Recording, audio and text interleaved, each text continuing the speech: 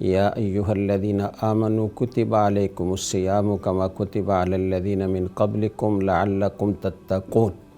روزے کی فرضیت کا مقصد یہ بیان کیا گیا ہے تاکہ تم میں تقوی پیدا ہو جائے، تم پرہیزگار بن جاؤ۔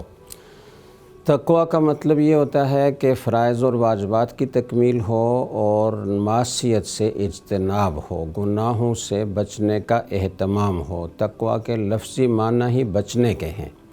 تو اس لیے اگر کوئی آدمی ساری رات عبادت کے لیے مصلی پر کھڑا رہتا ہے لیکن وہ گناہوں سے نہیں بچتا تو وہ دیندار اور متقی نہیں ہے۔ اور اس کے مقابلے میں اگر کوئی آدمی فرائض اور واجبات کی تکمیل کرتا ہے لیکن گناہوں سے بھی بچنے کا اہتمام کرتا ہے تو وہ دیندار ہے، متقی ہے، اس کے لیے جنت کا وعدہ ہے۔ تو یہ تقوی پیدا کرنے کا مہینہ ہے رمضان، اور اس کو اگر شرائط کے ساتھ اور آداب کے ساتھ گزار لیا جائے تو یقینی طور سے تقوی پیدا ہو جائے گا، چونکہ اللہ کے کلام میں یہ مذکور ہے، اس میں کسی شک و شبہ کی کوئی گنجائش نہیں ہے۔ تو اب اس رمضان کی آمد ہے، اس کی تیاری ہمیں وقت سے پہلے کرنی ہے، تو اس کے لیے میں چند چیزیں عرض کروں گا کہ ہم رمضان کی تیاری کیسے کریں۔ استقبال رمضان پر مختلف مجلسیں ہوتی ہیں اور مختلف تقاریب منعقد کی جاتی ہیں، لیکن عام طور پر یہ ساری چیزیں ایک رسمی طور پر ہوتی ہیں، ایک اللہ گلا ہوتا ہے اور کھانے پینے کا انتظام ہوتا ہے، اور بس ہم خوش ہو جاتے ہیں کہ ہم نے رمضان کے استقبال کی ایک تقریب منعقد کر لی اور استقبال کا حق ادا کر دیا۔ تو تقریب وغیرہ منعقد کرنے کا تو کوئی شرعاً ثبوت نہیں ہے، لیکن جس چیز کا ثبوت ہے وہ یہ ہے کہ رسول اکرم صلی اللہ علیہ وسلم کے بارے میں حدیث میں آتا ہے، صحیح بخاری میں، دوسری کتب حدیث میں آتا ہے کہ آپ صلی اللہ علیہ وسلم شعبان کا اکثر مہینہ روزہ رکھتے تھے۔ جتنی کثرت سے آپ شعبان میں روزے رکھتے تھے اتنی کثرت سے آپ کسی اور مہینے میں روزے نہیں رکھتے تھے، بلکہ صحیح بخاری کی روایت میں تو یہ ہے کہ کانا رسول اللہ صلی اللہ علیہ وسلم یصوم شعبان کلہ، آپ پورا مہینہ روزہ رکھتے تھے۔ بعض روایات میں آتا ہے کہ آپ پورا مہینہ روزہ رکھتے تھے الا قلیلا، مگر کچھ دن چھوڑ دیتے تھے، روزہ نہیں رکھتے تھے۔ تو دونوں روایتوں میں کوئی تعارض نہیں ہے، بلکہ کبھی اس پر عمل ہوتا تھا، کبھی اس پر عمل ہوتا تھا، کبھی پورا مہینہ لگاتار روزے رکھے اور کبھی آپ نے کچھ دن چھوڑ دیے، آخری 1-2 دن 3 دن چھوڑ دیے اور باقی پورا مہینہ آپ نے روزے رکھے۔ تو دونوں پر آپ نے عمل فرمایا۔ اگرچہ امت کو تعلیم یہ ہے کہ اذا اتا نصف شعبان فلا تصوموا، جب نصف شعبان ہو جائے تو اس وقت تم روزہ نہ رکھو۔ یہ امت کے لیے تعلیم ہے تاکہ وہ کمزوری اور ضعف میں مبتلا نہ ہوں اور رمضان کے روزے رکھنے میں کسی قسم کا خلل واقع نہ ہو۔ تو اگر کسی کو عادت ہے روزہ رکھنے کی اور اس کو زیادہ نصف شعبان کے بعد بھی روزے رکھنے سے کوئی مشقت نہیں ہوتی یا رمضان کے روزوں کے ادا کرنے میں کوئی خلل واقع ہونے کا اندیشہ نہیں ہے تو وہ نصف شعبان کے بعد بھی روزے رکھ سکتا ہے۔ یہ جو آپ صلی اللہ علیہ وسلم نے شعبان کے پورے مہینے یا کچھ دن چھوڑ کر پورا مہینہ روزے رکھے، اس کی مختلف حکمتیں علماء نے بیان کی ہیں۔ ان میں سے ایک حکمت یہ ہے کہ چونکہ اس کے بعد فوری طور پر رمضان کا مقدس مہینہ شروع ہونے والا ہے جس کے بے حد و حساب فضائل ہیں، اور جس میں بعض ضعیف روایات کے مطابق نفل کا ثواب فرض کے برابر ہو جاتا ہے اور فرض کا ثواب 70 فرائض کے برابر ہو جاتا ہے، روزہ دار کے منہ سے جو بو آتی ہے معدہ خالی ہونے کی وجہ سے وہ اللہ کے نزدیک مشک سے زیادہ پسندیدہ ہے۔ روزہ دار کے لیے پوری مخلوق دعا کرتی ہے، حتیٰ کہ مچھلیاں بھی دعا کرتی ہیں اور افطار تک کرتی رہتی ہیں۔ روزے میں شیاطین کو قید کر دیا جاتا ہے، روزے داروں کے لیے جنت کو روزانہ سجایا جاتا ہے، اور اللہ کی طرف سے یہ ارشاد ہوتا ہے کہ قریب ہے کہ میرے بندے دنیا کی مشقتوں سے الگ ہو کر میرے پاس آ جائیں اور اس جنت میں داخل ہوں، مفہوم ہے اس کا۔ تو یہ اتنے سارے فضائل جس مہینے کے بیان کیے گئے ہیں، شعبان کے فوری بعد وہ آ رہا ہے، تو آپ صلی اللہ علیہ وسلم اس مہینے میں روزوں کی کثرت اس لیے کرتے تھے تاکہ اس کی تیاری ہو، اس کی تمرین ہو، مشق ہو جائے، اور روزہ رکھنے کی عادت ہو جائے اور رمضان کے روزے بہت زیادہ شاق نہ گزریں۔ تو یہ ایک عبادت ہے روزہ رکھنا، لیکن باقی عبادات میں بھی ہمیں آگے بڑھنا چاہیے تاکہ رمضان کو مثال کے طور پر ہمیں کیا کرنا چاہیے، رمضان سے پہلے رمضان کی تیاری کے لیے اپنی نفل فرائض تو ظاہر ہے کہ ہر وقت ہی، ہر مہینے میں ہی اور ہر دن میں پڑھنا ہوتے ہیں، لیکن نفل عبادت میں کچھ اضافہ کرنا چاہیے۔ اگر آپ تہجد کی 4 رکعت پہلے پڑھتے ہیں تو آپ 6 رکعت کر لیں، 8 رکعت کر لیں۔ آپ اوابین پڑھتے ہیں، اس میں آپ چھوٹی چھوٹی صورتیں پڑھتے ہیں تو بڑی صورتیں پڑھنا شروع کر دیں، رکعات کی تعداد میں اضافہ کر دیں، رکوع سجود زیادہ تفصیل سے کریں۔ ہمارے یہاں عام طور پر معمول یہ ہے اور یہ گویا ضروری سمجھا جاتا ہے کہ بس 3 مرتبہ ہی تسبیحات پڑھنی ہے، حالانکہ جتنی زیادہ مرتبہ آپ پڑھنا چاہیں پڑھ سکتے ہیں۔ جتنا لمبا رکوع ہوگا، جتنا لمبا سجدہ ہوگا، اتنا زیادہ اللہ تعالیٰ کا قرب حاصل ہوگا۔ اور سجدے میں تو حدیث میں آتا ہے کہ اقرب ما یکون العبد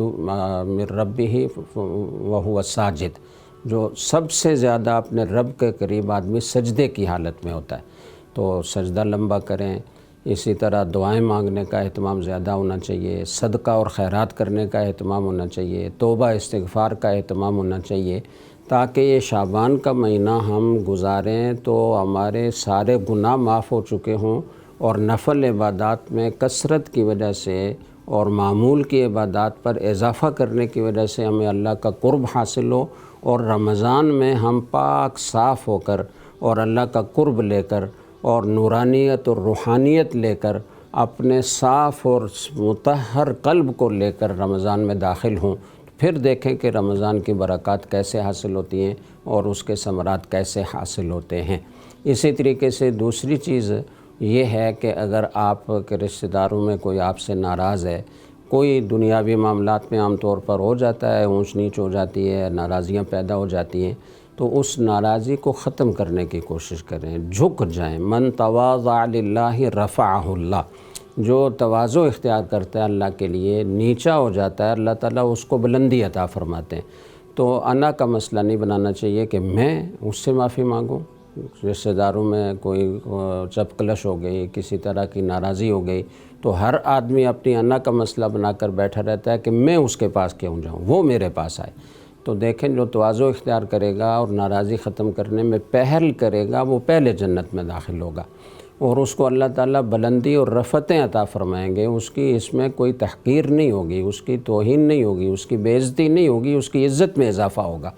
تو اپنے رشتہ داروں، اپنے قریبی لوگوں سے، اپنے دوست احباب سے، کسی بھی مسلمان سے آپ کی اگر ناراضی ہے تو اس کو دور کرنے کی کوشش کریں، اس لیے کہ رمضان کی برکات بھی جب بھی حاصل ہوں گی کہ کسی کا بغض دل میں ہو، نہ ہو، کسی سے ناراضی دل میں نہ ہو، کسی سے کدورت نہ ہو، آپ کا دل سب کی طرف سے پاک ہو۔ ایک صحابی رسول اکرم صلی اللہ علیہ وسلم نے ان کی طرف اشارہ کر کے کہا کہ یہ جو جا رہے ہیں یہ جنتی ہیں۔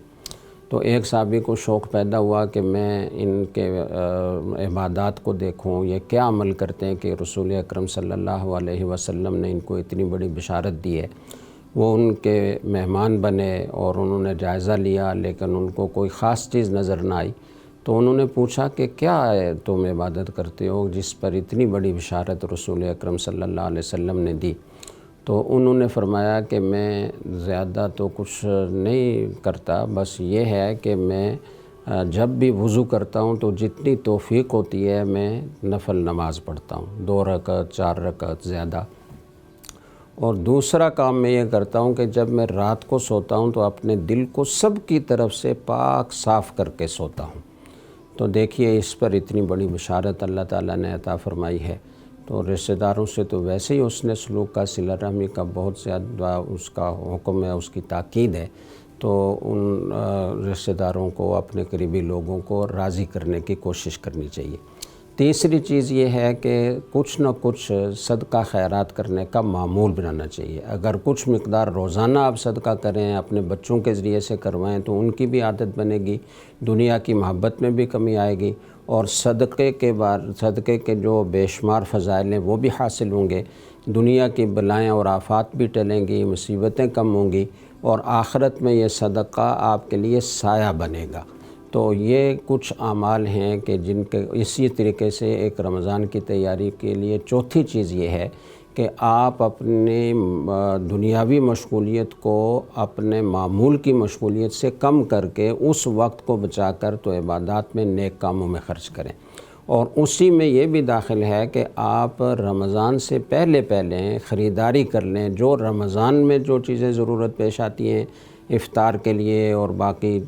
اپنے کھانے پینے کی، وہ بھی پہلے سے خرید لیں، اور جو عید کی خریداری رمضان کے قیمتی اوقات میں گھنٹوں مارکیٹوں میں چکر لگانے میں گزرتے ہیں اور وہ قیمتی اوقات بازار کی نظر ہو جاتے ہیں، ان کو بچانے کا بھی بہترین طریقہ یہ ہے کہ آپ شعبان میں خریداری عید کی بھی مکمل کر لیں۔ اس سے آپ کو ایک تو یہ فائدہ ہوگا کہ رمضان کے قیمتی اوقات بچ جائیں گے اور وہ آپ اللہ کرنے میں، اللہ کی عبادت میں گزاریں گے، اور دوسرا فائدہ یہ ہوگا کہ آپ کے پیسوں کی بھی بچت ہوگی کہ عید کے قریب مہنگائی زیادہ ہو جاتی ہے۔ تو یہ چند چیزیں ہیں جن کو اختیار کرنے سے رمضان کی تیاری میں مدد ملتی ہے، اور جس کو تیاری کہا جاتا ہے وہ یہی چیزیں ہیں۔ اس کے لیے کوئی تقریب منعقد کرنا اور کوئی اللہ گلہ کرنا، دعوتیں کرنا یہ ضروری نہیں ہے، بلکہ ان چیزوں کا اہتمام کرنا ضروری ہے جو میں نے عرض کی ہیں۔ اللہ تعالیٰ مجھے بھی اس پر عمل کرنے کی توفیق عطا فرمائے، اور سب سننے والے دیکھنے والوں کو بھی اس کی توفیق عطا فرمائے۔ وآخر دعوانا ان الحمدللہ رب العالمین۔